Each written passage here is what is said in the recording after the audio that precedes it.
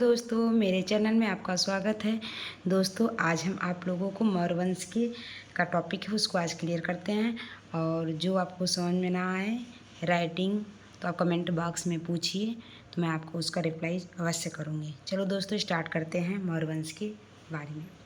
मौर्य वंश इसका जो ईयर्स है 322 ईस्वी। मौर्य साम्राज्य चाणक्य की सलाह पर तथा सहायिका से चंद्रगुप्त मौर्य के द्वारा इस वंश का स्थापना किया गया।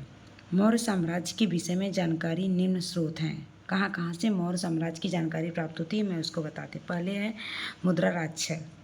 मुद्रा राक्षस जो नाटक है विशाख दत्त की, इससे भी मौर्य साम्राज्य के विषय में जानकारी प्राप्त होती है। सेकंड है अर्थशास्त्र जो राजनीतिक की पुस्तक है चाणक्य की, इससे भी मौर्य साम्राज्य के विषय में जानकारी प्राप्त होती है। थर्ड है आपका इंडिका मेगास्थनीज की है, इसके विषय इससे इस बुक से भी से भी मौर्य साम्राज्य के विषय में जानकारी प्राप्त होती है। दोस्तों आगे के देखिए टॉपिक। चंद्रगुप्त मौर्य के नेतृत्व में मगध का साम्राज्य खूब विस्तार हुआ। मगध की सीमा पूर्व में म्यांमार तक पहुंच गया। 305 ईसा पूर्व यूनानी शासक सेलुकस निकेटर का मगध पर आक्रमण हुआ। सेलुकस निकेटर सिकंदर का उत्तराधिकारी था। वह सिकंदर के अधूरे ख्वाब को पूरा करना चाहता था। कौन? 305 ईसा पूर्व यूनानी शासक सेलुकस निकेटर का मगध पर आक्रमण हुआ। सेलुकस निकेटर जो थे सिकंदर का उत्तराधिकारी था। वह सिकंदर के अधूरे ख्वाब को पूरा करना चाहता था। क्या करना चाहता था? उसके अधूरे ख्वाब को पूरा करना चाहता था। 305 ईसा पूर्व मगध में सेलुकस निकेटर और चंद्रगुप्त मौर्य के बीच युद्ध हुआ। इस युद्ध में सेलुकस की हार हुई और चंद्रगुप्त मौर्य की विजय हुई। सेलुकस अपनी बेटी हेलेना का विवाह चंद्रगुप्त मौर्य से कर दिया, जिससे चंद्रगुप्त मौर्य को अफगानिस्तान के 4 प्रमुख शहर प्राप्त हुए। पहला है एरिया हेरात, अरकेसिया कांधार, जेड्रोसिया मकरान, पेरपराई मदई काबुल। इस प्रकार भारत पर यूनानी आक्रमण का खतरा हमेशा के लिए टल गया। इस कारण से चंद्रगुप्त मौर्य को भारत का मुक्तिदाता कहा जाता है। इस प्रकार भारत पर यूनानी आक्रमण का खतरा हमेशा के लिए टल गया। इस कारण से चंद्रगुप्त मौर्य को भारत का मुक्तिदाता कहा जाता है। सेलुकस निकेटर ने मेगास्थनीज को राजदूत बनाकर मगध भेजा। मेगास्थनीज ने मगध साम्राज्य के वैभव को इंडिका पुस्तक में वर्णन किया है। किस पुस्तक में? इंडिका पुस्तक में। मेगास्थनीज में मगध साम्राज्य के वैभव को इंडिका पुस्तक में वर्णन किया है। मेगास्थनीज ने मगध साम्राज्य के वैभव को इंडिका पुस्तक में वर्णन किया। मेगास्थनीज ने के अनुसार मगध का प्रशासन में 6 समितियां बनी। कितनी समितियां बनी? 6 समितियां बनी हुई और प्रत्येक समिति में 5-5 सदस्य शामिल थे। मेगास्थनीज ने पाटलिपुत्र के प्रशासन को मजबूत स्थिति में बताया।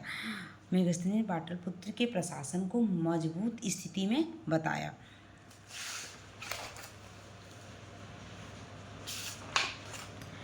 अब इसके नेक्स्ट पॉइंट को देखिए। इंडिका पुस्तक में मेगास्थनीज ने भारत के 7 जातियों का वर्णन भी किया है, जिनमें दार्शनिक, वैश्य आदि प्रमुख हैं। भद्रबाहु के द्वारा चंद्रगुप्त मौर्य को जैन धर्म की शिक्षा दी गई। किसके द्वारा? भद्रबाहु के द्वारा चंद्रगुप्त मौर्य को जैन धर्म की शिक्षा दी गई। जैन धर्म की शिक्षा चंद्रगुप्त मौर्य को भद्रबाहु के द्वारा दी गई थी। चंद्रगुप्त मौर्य ने जीवन के अंतिम दिनों में जैन धर्म को अपनाकर श्रवण बेलागोल कर्नाटक में जो चले गए। चंद्रगुप्त मौर्य श्रवण बेलागोला के चंद्रगिरी के पहाड़ियों में संलेखना विधि से अपने प्राण का त्याग किया। कौन सी विधि से? संलेखना विधि से। बहुत बार पूछता है कि चंद्रगुप्त मौर्य ने किस विधि से अपने प्राण का त्याग किया, तो आपका आंसर होना चाहिए संलेखना विधि से अपने प्राण का त्याग दिया। 298 ईसा पूर्व चंद्रगुप्त मौर्य की मृत्यु के बाद मगध का राजा बिंदुसार बने। कौन बना? बिंदुसार। चंद्रगुप्त का महल राजप्रसाद पटना के कुम्हार में है। वेरी इंपॉर्टेंट है, पूछता है कहीं। चंद्रगुप्त का जो महल है राजप्रसाद पटना के कुम्हार में है। अब हम आपको बिंदुसार के बारे में बताते हैं। ये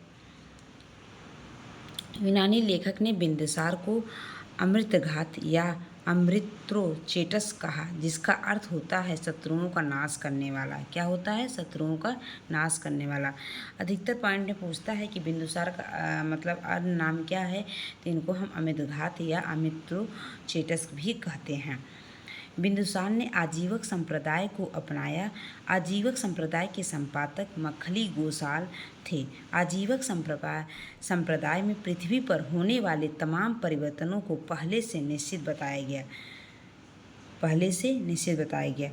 तो पूछा एक क्वेश्चन ये भी, मौर्य वंश की मुद्रा कौन थी? पर्ण था। बहुत पूछता है, इसलिए मैंने इसको पहले से मेंशन किया है कि ये वेरी इंपॉर्टेंट है।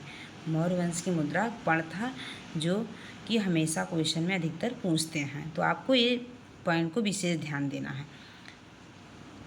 नेक्स्ट पॉइंट देखिए, बिंदुसार के शासन काल में तक्षशिला में विद्रोह हुआ, जिसे दबाने के लिए बिंदुसार ने अपने बड़े बेटे सुसीम को भेजा। बिंदुसार के शासन काल में तक्षशिला में विद्रोह हुआ, जिसे दबाने के लिए बिंदुसार ने अपने बड़े बेटे सुसीम को भेजा। तक्षशिला में पुनः विद्रोह, इस बार अशोक को विद्रोह दबाने के लिए भेजा। जब दोबारा विद्रोह हुआ तो उसने पहले विद्रोह में तो उन्होंने बेटे सुसीम को भेजा, और तक्षशिला में पुनः जब विद्रोह हुआ तो इस बार अशोक को विद्रोह दबाने के लिए भेजा। बिंदुसार के शासन काल के दौरान सीरिया के राजा एंटियोकस ने राजदूत डायमेकस को मगध भेजा। कहाँ के? सीरिया के राजा जो डायमेकस को मगध भेजा। बिंदुसार ने सीरिया के राजा से 3 मांगे रखी। पहला कहा कि सूखा अंजीर, सेकेंड है मीठा शराब या मदिरा, तीसरा पुरोहित या दार्शनिक। तो सीरिया के राजा द्वारा सूखा अंजीर तथा मदिरा का मांग पूरा किया, लेकिन पुरोहित और दार्शनिक की मांग पूरी नहीं की गई। लगभग 273 ईसा पूर्व में बिंदुसार का मृत्यु हो गया। इसके बाद अगले कुछ वर्षों तक मगध के उत्तराधिकारी के लिए संघर्ष चलता रहा। तो 269 ईसा पूर्व मगध का राजा अशोक बना। आपने मेरे इस चैनल को सब्सक्राइब कर लीजिए, जिसने सब्सक्राइब नहीं किया हो प्लीज़ आप लोग सब्सक्राइब करिए। मैं आपको इम्पॉर्टेंट टॉपिक अपने जो नोट्स बनाती हूँ उस वीडियो के माध्यम से प्रोवाइड कर दूँगी, और जो समझ में ना आए आप कमेंट बॉक्स में मेरे बताए गए वाणी या मेरे द्वारा लिखे गए जो शब्दावली है उसको आप न समझ में आए तो आप बताइए, मैं उस पॉइंट को कमेंट बॉक्स में उसका रिप्लाई अवश्य करूँगी। और इस पार्ट के नेक्स्ट टॉपिक को मैं अगले वीडियो में बताऊँगी।